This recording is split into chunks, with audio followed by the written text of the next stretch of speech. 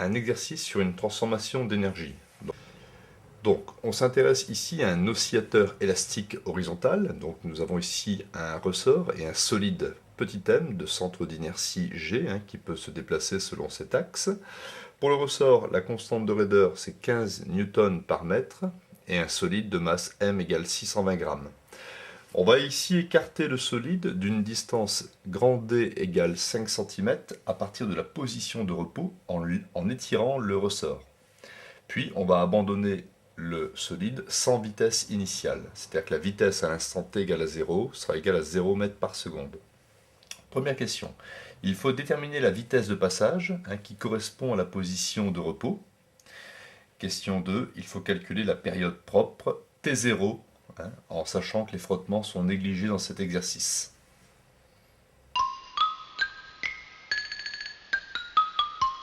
Alors, première question, il faut déterminer la vitesse de passage correspondant à la position de repos. Eh bien, on va travailler avec le système ressort-masse.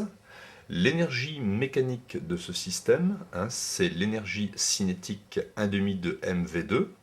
V, c'est la vitesse à l'instant t, plus l'énergie ici potentielle, plus 1,5 de kx2. Avec k, c'est la constante de ressort, et x, ici, c'est l'allongement par rapport à la position de repos. Donc, ici, dans cet exercice, les frottements sont négligés. Donc, nous allons écrire que l'énergie mécanique dans un premier état est égale à l'énergie mécanique dans un deuxième état. On dit que l'énergie mécanique se conserve. Donc, le premier état, ça va correspondre au moment où on va lâcher ici le solide.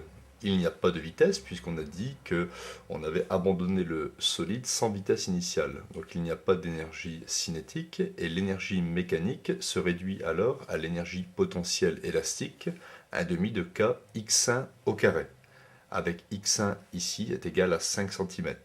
On trouve ici que l'énergie mécanique du système au moment du lâcher est égale à 0,01875 joules.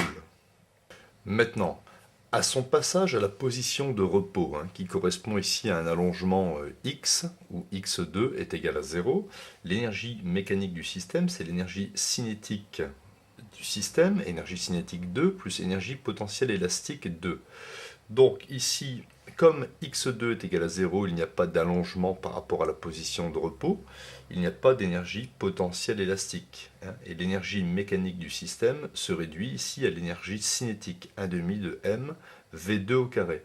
Nous, c'est v2 ici qu'on cherche, c'est la vitesse de passage correspondant à la position de repos. Alors, dans cet exercice, les frottements sont négligés, donc l'énergie mécanique se conserve entre le moment du lâcher et ici le passage à la position de repos. Donc 1,5 de m v2 carré est égal à 0,01875. Donc je vais ici tout multiplier par 2, 2 fois 1,5, ça s'annule, et ici j'aurai multiplié par 2, et pour avoir v2 au carré, je divise par m, donc je divise par m. Alors m, on avait dit que c'est 620 grammes, c'est-à-dire 0,62 kg. Et pour avoir la vitesse v2, je passe à la racine carrée. Donc racine carrée de 2 fois 0,01875 divisé par 0,62.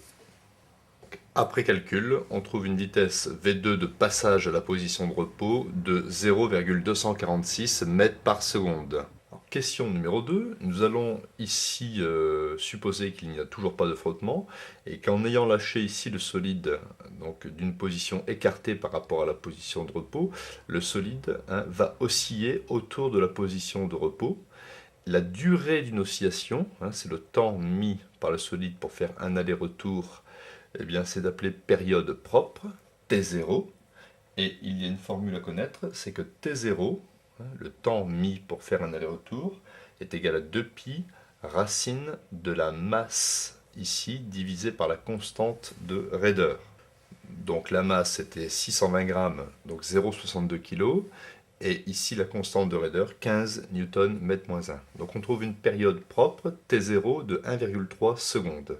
Donc dans la pratique, on mesure le temps de 10 allers-retours, ce qui va nous donner 13 secondes, et on pourra en déduire le temps d'un aller-retour, c'est-à-dire la période propre d'1,3 secondes. Il est un petit peu trop difficile, de mesurer ici le temps correspondant à un aller-retour de façon précise. Donc ici, dans cet exercice, les frottements sont négligés, mais en réalité, il y a des frottements et l'amplitude des oscillations décroît jusqu'à ce que le solide finisse dans sa position de repos, x égale 0.